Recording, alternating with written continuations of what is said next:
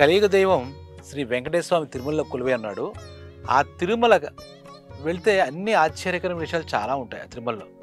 ముఖ్యంగా ఇప్పుడు నేను చెప్పబోయే అంశం ఏంటంటే, ఒక ముస్లిం యువతి వెంకటేశ్వర స్వామి భార్య. ఇది చాలా ఆశ్చర్యంగా ఉంది, అసలు నమ్మలేని నిజం. హిందూ దైవమైనటువంటి వెంకటేశ్వర స్వామి, కలియుగ దైవం వెంకటేశ్వర స్వామి ముస్లిం యువతి భార్య అవ్వడం ఏంటి?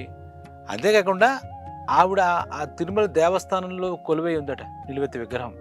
ఆవిడెవరో కాదు, బీబీ నాంచారమ్మ అని చెప్పేసి భక్తులంతా ఆవిడ కూడా పూజలు చేస్తారు. ఈ బీబీ నాంచారమ్మ అసలు ఏ రకంగా, ఈవిడ ముస్లిం యువతి అని ముందే చెప్పుకున్నాం. ముస్లిం యువత ఏ రకంగా వెంకటేశ్వర స్వామికి భారీగా మారిందనే ఒక ఆసక్తికర కథనం ఉంది. అది జానపదంలో ఉంది. ఇది మీ కలియుగ వెంకటేశ్వర పురాణాల్లో ఏమీ లేదు, కానీ ఇది 700 సంవత్సరాల క్రితం జరిగిన కథగా మనం దీన్ని భావించవచ్చు అనమాట. ఎందుకంటే నాచియార్ అంటే మన తమిళలో, అంటే తిరుపతి, చిత్తూరు ఈ బోర్డర్లో తమిళ్, తెలుగు కొన్ని ఉంటాయి కదా. నాంచారమ్మ అని ఒక అర్థం వస్తుంటే, బీబీ అంటే భార్య అని, అంటే వెంకటేశ్వర భార్య నాంచారమ్మ అనే అర్థంతో మనకి తెలియజేస్తాం. మరి ఈ బీబీ నాంచారమ్మ కథ 700 సంవత్సరాల క్రితం జరిగిందని ఒక యథార్థ గాథని, దీనికి చారిత్రాత్మక ఆధారాలు కూడా ఉన్నాయని కూడా చెప్పుకుంటూ ఉంటారు. ఇది కొంతమంది ఏంటంటే, ఇది ముస్లిం యువతి అనడంలో వాళ్ళు ఎవరికీ ఎటువంటి సందేహం అయితే లేదు, కానీ ఈ బీబీ నాంచారమ్మ ఎందుకు వెంకటేశ్వరుని అంతగా ప్రేమించింది, ఆరాధించింది, ఆ స్వామివారిలో ఐక్యమైపోయింది, ఆవిడ చిరస్థాయిగా ఒక వెంకటేశ్వర భార్యగా నిలిచిపోయింది, ఆ భక్తుల చేత ఈ మధ్య చాలామంది చేత కొలవబడుతోంది అనే విషయంలో కొన్ని అపోహలు ఉన్నాయి. చారిత్రాత్మక కథనాల్లో కొన్ని వాస్తవాలు మరుగున పడతాయి, కొన్ని ఉంటాయి.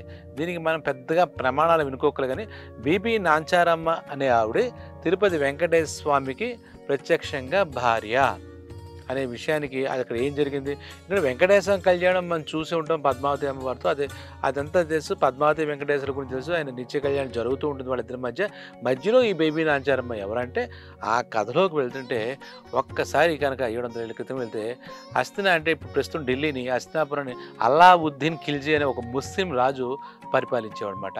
ఆయన సైన్యాధ్యక్షుడు ఎవరు అంటే మాలిక్ కాఫిర్.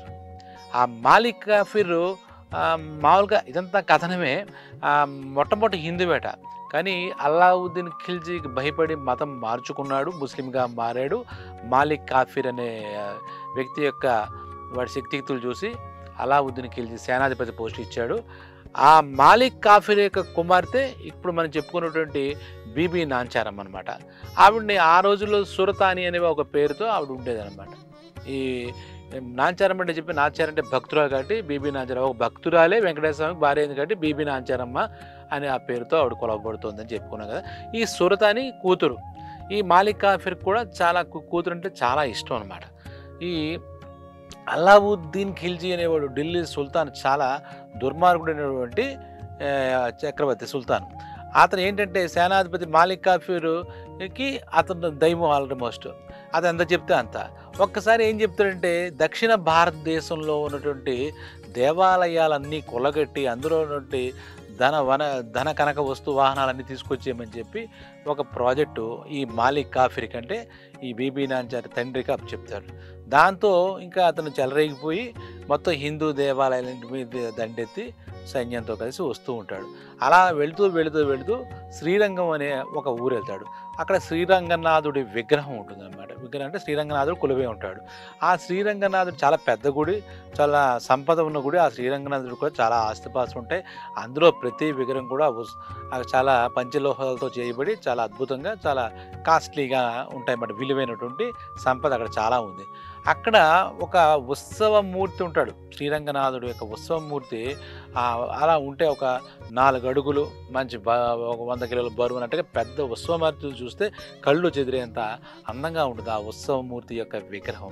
అది చూసేసరికి మన మాలిక్ కాఫీర్గా మామూలుగానే ప్రతి గుడి కొల్లగొట్టి అక్కడ విలువైన విగ్రహాలు, లోహాల విగ్రహాలు కదా, అవి కరిగించేసుకుని వేరే రకంగా సంపద కూర్చుకోవచ్చనే ఉద్దేశంతో ఈ మాలిక్ కాఫీర్ ఆ విగ్రహాలన్నింటినీ ఎత్తుకెళ్ళిపోతూ ఉంటాడనమాట. ఈ శ్రీరంగం వచ్చేసరికి ఈ శ్రీరంగనాథుడి యొక్క ఉత్సవమూర్తి విగ్రహం చూసేసరికి పిచ్చెక్కిపోతాడు. ఇది కూడా తీసుకెళ్ళిపోదాం అని చెప్పి అక్కడ ఉన్న అర్చకుల్ని వాళ్ళని చితక్కొట్టేసి అక్కడ ఉన్న వాళ్ళందరి మీద దాడి చేసి ఈ వీడు ఎంతగానో అక్కడ ఉన్నటువంటి శ్రీరంగనాథుడి యొక్క ఆలయంలో ఉన్నటువంటి అర్చకులు కాళ్ళ వెళ్ళబడి మాలిక్ కాఫీర్ని బతిమాలదారు, అది మటుకు తీసుకెళ్ళదు మా స్వామివారు అని చెప్పిన వీడు మాలిక్ కాఫీర్ మొండితనంతో వెండు. ఎందుకంటే మళ్ళీ అల్లావుద్దీన్ ఖిల్జీ యొక్క ధైర్యం ఉంది కదా, లోపల ముస్లిం మనస్తత్వం వచ్చేసింది. దాంతో అంటే అది కూడా ఎక్కించండి అని చెప్పి ఆ ఉత్సవమూర్తి యొక్క పంచలోహ విగ్రహాన్ని కూడా తీసుకుని మళ్ళా ఢిల్లీ వెళ్ళిపోతాడు. వీళ్ళు అలాగే ఏడుస్తూ ఉంటారు. అప్పుడు వెళ్ళిన తర్వాత ఇవన్నీ అల్లావుద్దీన్ ఖిల్జీ ఖజానాకి ఏం చేయాలో వీడి వ్యక్తిగతంగా అనమాట ఈ దోపిడీ. మాలిక్ కాఫీర్కి ఇంటికి తీసుకెళ్తాడు. వీడు కొలగొట్టినటువంటి దేవాలయంలో ఉండే సంపద, బంగారం కానీ, వెండి కానీ, పాత్రలు కానీ, ఈ పంచలోహ పాత్ర కానీ, ఆఖరికి శ్రీరంగంలో కొలగొట్టిన రంగనాథుడి యొక్క ఉత్సవమూర్తి విగ్రహాన్ని కూడా తీసుకెళ్ళి ఇంట్లో వాళ్ళ అందరి ముందు, కుటుంబ సభ్యుల ముందు, ఇదిగో చూసారా నేను కొలగొట్టుకొచ్చాను, దీన్ని కరిగించి మీకు కావాల్సినటువంటి ఐటమ్స్ చేసుకోండి అన్నట్టుగా వాడు దర్పం ప్రదర్శిస్తాడు మాలిక్ కాఫీర్. అప్పుడు అక్కడ ఉందిగా సురదాని అనే అమ్మాయి, అంటే కూతురు, మాలిక్ కాఫీర్ కూతురు. ఆ అమ్మాయి శ్రీరంగం నుంచి వచ్చిన రంగనాథుడి యొక్క ఉత్సవమూర్తి విగ్రహం చూసరికి ముచ్చటపడుతుంది. నాన్న నాకు ఈ విగ్రహం కావాలి అంటుంది. అమ్మ ఇదంతా నీదే కదా, తీసుకోరా నాన్న అన్నట్టుగా మాలిక్ కాఫీర్కి కూతురు అంటే చాలా ఇష్టం, ఇంత ముందు మనం చెప్పుకున్నట్టుగా. అది తీసేసుకోమంటాడు. అప్పటి నుంచి ఈ శ్రీరంగనాథుడి విగ్రహం పెట్టుకుని అవ్వడానికి ముస్లిం మత ఇవన్నీ అయినప్పటికీ కూడా ఆ విగ్రహాన్ని నిత్యం ఆరాధించడం మొదలెడుతుంది. పువ్వులతో పూజ చేయడం అని, అభిషేకం చేయడం అని, ప్రసాదాలు పెట్టడం అని, అంటే గుళ్ళో కైంకర్యాలు అంటారే అలా ఎన్నైతే జరుగుతాయో ఈ విగ్రహాన్ని చూస్తే చాలా తన్మయత్వం ఆరాధిస్తూ ఉంటుంది మన. ఒక రకంగా ఆ దివ్య మనోహర రూపానికి చూసి ప్రేమలో పడిపోతుంది. ఇప్పుడు మనం చెప్పిన సురతాని అంటే మన బీబీ నాంచారమ్మ అన్న కొలవబడుతున్నటువంటి ఆవిడనమాట, ఆ ముస్లిం యువతి. ఆవిడ ఇంకా తండ్రి బట్టి ఆవిడ కూడా ముస్లిమే కదా, అయితే ఆవిడకి ఎక్కడో ఉన్నాయి పూర్వజన్మ లక్షణాలు కాబట్టి, సంస్కారాలు కాబట్టి ఈ శ్రీరంగనాథుడిని కొలవడం మొదలుపెట్టింది. కొలవడం మొదలుపెడుతుంది. ఇలా బాగానే జరుగుతుంది. పెద్ద మాలిక్ కాఫీర్ పట్టించుకునే విషయమే కాదు. కూతురు కావాలంది తీసుకున్నాడు. ఆవిడ గుళ్ళో ఆవిడ గదిలో కూర్చుని శ్రీరంగనాథుడిని విశేషంగా ఆరాధిస్తూ వస్తుంది. అక్కడేమైంది, శ్రీరంగంలో ఈ పూజారులందరూ కూడా ఆ ఉత్సవమూర్తి విగ్రహం లేకపోయేసరికి శ్రీరంగనాథుడి యొక్క గుడి యొక్క అందం పోయిందని చెప్పేసి వాళ్ళు అలల్లాడిపోయి వాళ్ళంతా కలిసి శ్రీరంగం నుంచి హస్తిని దాకా వెళ్ళి ఆ విగ్రహం తెచ్చుకోవాలి, ఎలాగా కాళ్ళ వేళపడి, లేదా ఈ శ్రీరంగంలో మన స్వామి లేకపోతే మనం బతకలేమనే ఉద్దేశంతో, అంత అందమైన వాడు అనమాట, అంత దివ్యమైన మనోహర రూపం శ్రీరంగనాథుడిది. వాళ్ళు అందరూ కలిసి ఒక ఢిల్లీ వచ్చారు. ఢిల్లీ వచ్చిన తర్వాత ఎవరు కొల్లగొట్టిగారు, డైరెక్ట్గా రాజస్థాన్కి వెళ్ళలేదు వాడు.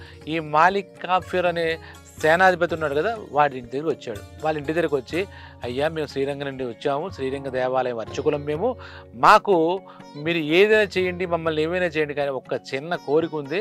మా శ్రీరంగనాథుడి యొక్క ఉత్సవమూర్తిని మీరు మీతో తీసుకెళ్ళిపోయారు, అప్పటి నుంచి మా మనసులో లేదు. మా స్వామివారు మీకు దయచేసి మీకు ఏం కావాలని ఇస్తాం, మా ప్రాణాలను ఇస్తాం, ఆ విగ్రహం మటుకు మాకు ఇప్పించండి స్వామి అని చెప్పి అడిగారు. అంతలాగా అర్థించేసరికి ఆ అర్చకులు, అమాయకులు అర్చకులు, సరే వాళ్ళ మనోభావాలు దెబ్బతీయడం కానీ, సరే తప్పకుండా మీ ఉత్సవమూర్తి మీరు తీసుకెళ్ళండి అని చెప్పేసి ఈ మాలిక్ కాఫీర్ మాట ఇచ్చేశాడు. తీరా చూసేసరికి ఈ విగ్రహాన్ని, విశ్వమూర్తిని, రంగనాథుడి యొక్క విశ్వమూర్తిని ఈ అమ్మాయి సురతాని, మాలిక్ కాఫీర్ యొక్క కూతురు సురతాని, ముద్దుల కూతురు సురతాని ఆరాధిస్తోంది అక్కడ. ఆ అమ్మాయి వీళ్ళు వచ్చారు, వీళ్ళకి ఇది ఇవ్వాలి, వీళ్ళు చాలా దూరం నుంచి వచ్చారు, పాపం వాళ్ళ నమ్మకం అట, వాడికి ఇది ఇచ్చేద్దామంటే, లేదు నువ్వు ముందు అడిగే నేను తీసుకున్నాను, ఈ విగ్రహాన్ని వదిలి నేను ఒక క్షణం కూడా వదిలి ఉండలేనని చెప్పేసి చెప్పింది. అదేంటి అంత కూతుర్ని ఏం కాదనలేడు, మళ్ళీ అలా వచ్చారని పాపం అర్చకుల మాట కాదనలేడు, మాట ఇచ్చాడు కాబట్టి ఏం చేయాలంటే, సరే స్వాములు మీరు ఇక్కడ ఉండండి, ఆ అమ్మాయికి ఏదో చెప్పి ఏదో రకంగా మీకు ఇప్పిస్తానని చెప్పి మాలిక్ కాఫీర్ చెప్పేట. చెబితే అప్పుడు ఈ అమ్మాయి ఆదమరిచి ఆ రాత్రి నిద్రపోతున్న సమయంలో ఆ అమ్మాయి గదిలోంచి అది తీసుకొచ్చేసాడు తండ్రికి. మాలిక్ కాఫీర్ తీసుకొచ్చి, ఈ మా అమ్మాయి కూడా ఇది పిచ్చి ఎక్కువైపోతుంది, తీసుకెళ్ళిపోండి, మాకు సంబంధం లేదు, మా మతం కాదన్నట్టుగా తీసుకెళ్ళిపోమన్నాడు. వాళ్ళ కాళ్ళకు మొక్కి మాలిక్ కాఫీర్ వాళ్ళు మొత్తం మీద ఆ ఉత్సవం తీసుకుని మళ్ళీ శ్రీరంగం బయలుదేరి వెళ్ళిపోయారు. తర్వాత లేచి చూసరికి ఎక్కడుంది, ఈయన ఎంతో ప్రాణప్రదంగా ప్రేమిస్తున్నా, ఆరాధిస్తున్నా, భక్తిభావంతో కొలుస్తున్నటువంటి ఆ ఉత్సవమూర్తి శ్రీరంగనాథుడు కనపడపోయేసరికి విలవిలలాడిపోయింది ఈ సురతాని. నాన్నతో గొడవ పడింది. "ఎందుకు నాన్న ఇలా చేసావు? ఏం చేసావు?" అంటే, "లేదమ్మా వాళ్ళకి మాట ఇచ్చాను" అదే చెప్తే వాళ్ళ నాన్నతో గొడవపడి తిట్టింది. అమ్మ ఏంటంటే, "సరే నువ్వు వెళ్ళి శ్రీరంగం నుంచి తెచ్చుకుందుగాలనే" అని ఏదో చెప్పి ఉంటాడు. "లేదు లేదు నేను ఇప్పుడే శ్రీరంగం వెళ్తా" అని చెప్పేసి ఎకాఎకిన శ్రీరంగం బయలుదేరి వెళ్ళిపోయింది. వాళ్ళు ఈ అమ్మాయి కన్నా ముందే వెళ్ళారు అర్చకులు. అక్కడ ప్రతిష్ఠించారు ఆ ఉత్సవమూర్తిని. వెళుతూ వెళ్ళే ఆ ఒరిజినల్ విగ్రహం ఉంటుందిగా ఉత్సవమూర్తి కాకుండా ఆ శ్రీరంగనాథుడు అలా నిలబడి ఉంటే ఈ అమ్మాయి వెళ్ళడం ఆ స్వామివారి యొక్క కరుణ కలిగి ఆయన ఒక పాత్రత కలిగి ఈ సురతాని అంటే ఈ బీబీ నాంచారమ్మ ఆ స్వామివారిలో ఐక్యమైపోయిందట. అది ఒక కథ అన్నమాట. అంతేకాకుండా ఇప్పుడు ఈ శ్రీరంగనాథుడి గుళ్ళో కూడా ఈ బీబీ నాంచారి అని ఈ పిలువబడుతున్నటువంటి ఈ నిలువెత్తు విగ్రహం అక్కడ కూడా ఉంటుందట. తర్వాత ఆ శ్రీరంగనాథుడు కాదు ఇంకో కథనం ఉందన్నమాట. ఈ కర్ణాటకలో మేల్కోటె అనే ఒక దేవాలయం ఉంది. ఆ దేవుడు ఎవరంటే తిరునారాయణ ఆయన పేరు, స్వామివారి పేరు. విష్ణుమూర్తి స్వరూపమే. అక్కడ జరిగింది కదా ఈ బీబీ నాంచారమ్మ అనబడే సురతాని ఆ విగ్రహం అక్కడి నుంచి జరిగి ఈ విగ్రహం సంబంధించిన కథ అంతా అక్కడ తిరునారాయణలో ఈవిడి కలిసిపోయింది. అలాగే అక్కడ కూడా ఒక విగ్రహం ఈ బీబీ నాంచారమ్మ ఉంది అని చెప్పి చెప్తారన్నమాట. కలియుగదైవం వెంకటేశ్వరం గుడిలో కూడా జరిగింది. కాబట్టి తిరుమల వెంకటేశ్వరం గుడిలో కూడా ఈ బీబీ నాంచారమ్మ విగ్రహం ఉందని చెప్తారు. మరో కథనంలో ఏంటంటే బీబీ నాంచారం అంటే అవ్వడానికి ఇప్పుడు ఈ రకంగా చూసుకుంటే మతపరంగా చూస్తుంటే ఆవిడ ముసల్మాన్ యువతగా చెప్పబడుతున్నా ఆవిడ యాక్చువల్లీ భూదేవి మాత అంశతో పుట్టింది. శ్రీదేవి భూదేవి సమత శ్రీ వెంకటేశ్వరం అంటారుగా భూదేవి అవతారంతో పుట్టింది. కాబట్టి బీబీ నాంచారం ఎవరో కాదు భూదేవే ఈ వెంకటేశ్వర స్వామికి అండగా అదే సపోర్టింగ్గా ఉండాలి అని చెప్పేసి ఈ తిరుమలలో ఇలాగా వచ్చింది. కాబట్టి ముస్లిం యువత అయినప్పటికీ ఆ స్వామివారికి సేవ చేసి ఆవిడ ఆరాధించి ఆ పూర్వజన్మ విశేషం వల్ల వెంకటేశ్వర స్వామిలో ఐక్యమయ్యి వెంకటేశ్వరంతో పాటుగా ఆ భక్తులు పూజలు అందుకుంటోందని చెప్పేసి కూడా చెప్పుకుంటూ ఉంటారన్నమాట. అయితే తర్వాత దీనికి హైదరాలీ అని చెప్పి ఒక కర్ణాటక ముస్లిం రాజు ఎవరో ఉంటే ఇది కూడా కథనమే. ఇప్పుడు ఇంత చెప్పిందంతా అక్కడ కథనంలో ఉన్నటువంటి విశేషాలు. కాబట్టి ఆ హైదరాలీ ఒకసారి తిరుమల తిరుపతికి దండయాత్రకి అది వెళ్ళినప్పుడు ఆ వెంకటేశ్వరం గుడిలో మన ఆడపడుచు అంటే ముస్లిం ఆడపడుచున్నటువంటి బీబీ నాంచారమ్మ ఉంది అని తెలిసి ఆహా మా ఆడపడుచు ఇక్కడ ఉంది అంటే వీళ్ళంతా ఎంతలా ఆదరించారు మా ఆడపడుచుని, మా ముస్లిం ఆడపడుచున్నటువంటి బీబీ నాంచారమ్మ కూడా ఇక్కడే ఉందని తెలిసి అతను దండయాత్రకు వెళ్ళిన వాడు ఆయన ఆలోచన విరమించుకుని వెనక్కి వెళ్ళిపోయాడని కూడా ఒక కథనం ఉందన్నమాట.